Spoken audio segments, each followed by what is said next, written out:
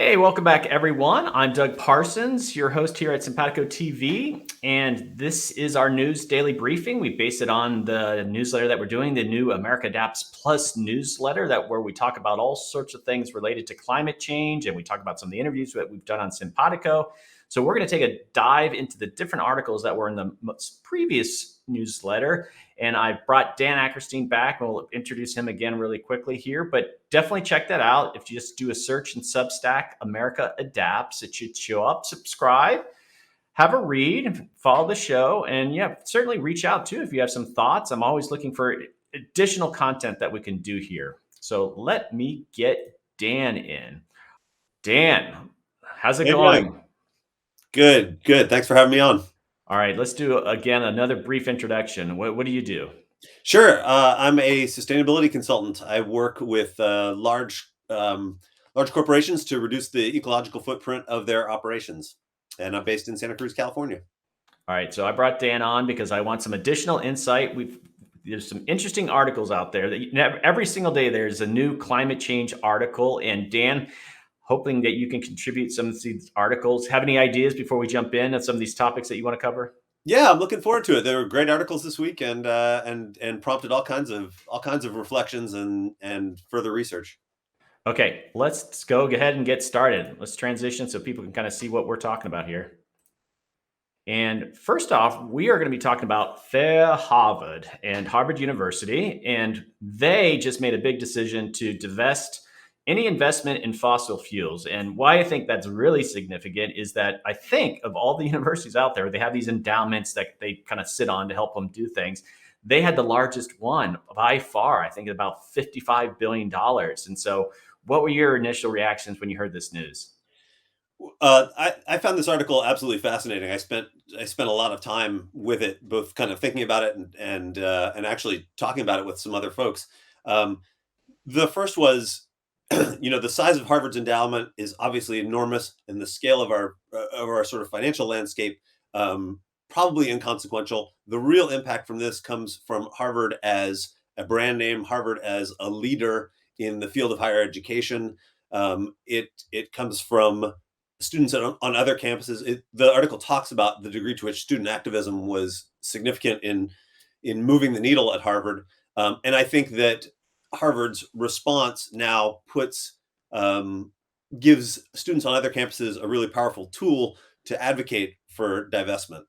So I thought that's where this will be most significant, rather than the specifics of Harvard removing X billion dollars from their portfolio. What I thought was kind of interesting too is the president. Oh, I'm blanking on his name. It was like Bacon LeBac or something like that. When they were trying to do this, a climate activist has been working on this for years. They're doing it with corporations, universities, and just even so much. I think a couple of years ago, he was basically telling them to go jump in a lake. We're not going to kind of respond to this kind of pressure. But it sounds like behind the scenes, he was trying to make some things happen because I don't think it's easy to do. And I think where some people get a little bit jaded on this, it's like, well, we divested long ago, but then this sub stock or this is invested, and it really takes, I think, a comprehensive look at how you're invested in things to really back away from it. Yeah, one of the most interesting things that I learned about this, I have a colleague who worked for many years on the investment portfolio of large universities, and I asked him about this. Was this significant? Is this meaningful? And he reminded me that the reason universities aren't necessarily invested in a specific commodity because they want to make money. A lot of times, he explained, it's a hedge against costs that they might face in a volatile market. For example, a university like Harvard has a really significant energy bill every year. Their energy operating costs are substantial. They might invest in fossil fuel companies so that if energy prices go up, the value of their fossil fuel investments go up in a commensurate way, and they can tap those funds to cover an overage on energy. To me, that was fascinating. Thinking about their motivations are really direct and intimately connected to the commodity in place. Not simply, we think this is the most return for our investment dollar. All right, before we move on to the next article, what are your thoughts? Because I think the implication is if Harvard does this, the most famous university in the United States, then all these other universities will do it. And I do think, when you think of universities, they have like boards that run them that are appointed by political appointees and such. And so it's not so easy. What do you think the ultimate influence of this might be? The anti-apartheid movement model is obviously the one that climate activists, uh, and I think there's reason for cautious optimism. I think that's the kind of thing that folks will look at and say, we've moved a really significant leading institution in this country. Why not here at University of Wisconsin? Why not here at University of California? But it won't. I don't think it will be a dam breaking. I think it will be the a domino, perhaps some dominoes falling and some not. All right. Well, encouraging news, and it's going to be probably. I bet it's almost overnight that we see some of these companies that they're going to be as toxic as cigarette companies were. In the '90s, it was just like it was such a flip. So that's encouraging. All right, Yeah. let's dive into our next article here. We're going to be talking about, and this is interesting. I found this one. It was in the New York Times. So it's not like I found it, but a climate museum.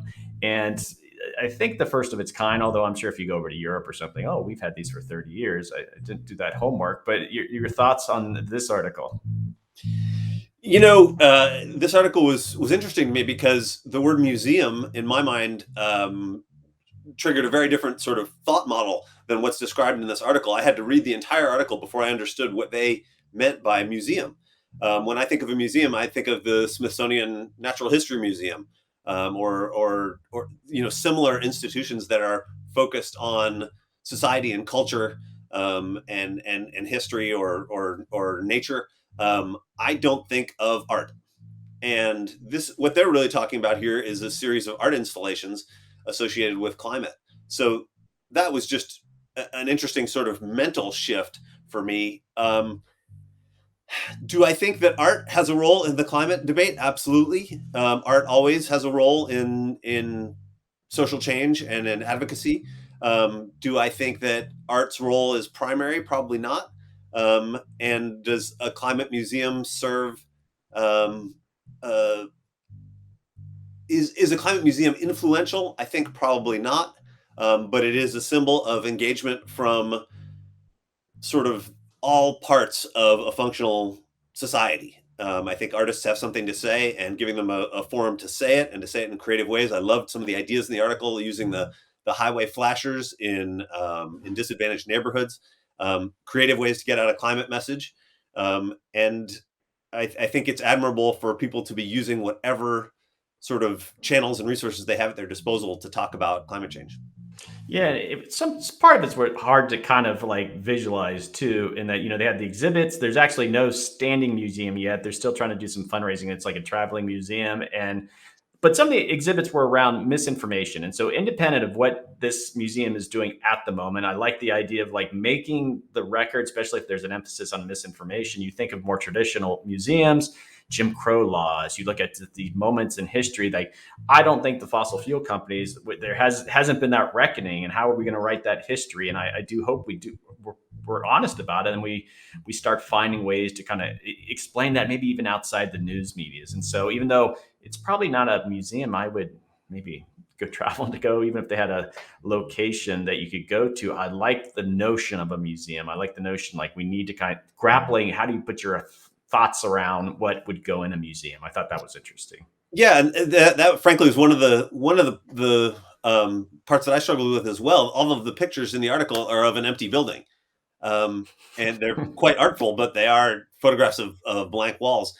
And I did think to myself, when they say museum, are they expecting people to come here and walk through these galleries and look at things on the walls that tell me something about climate? That tell me something, because that would be an interesting experience, but it's going to reach very few people.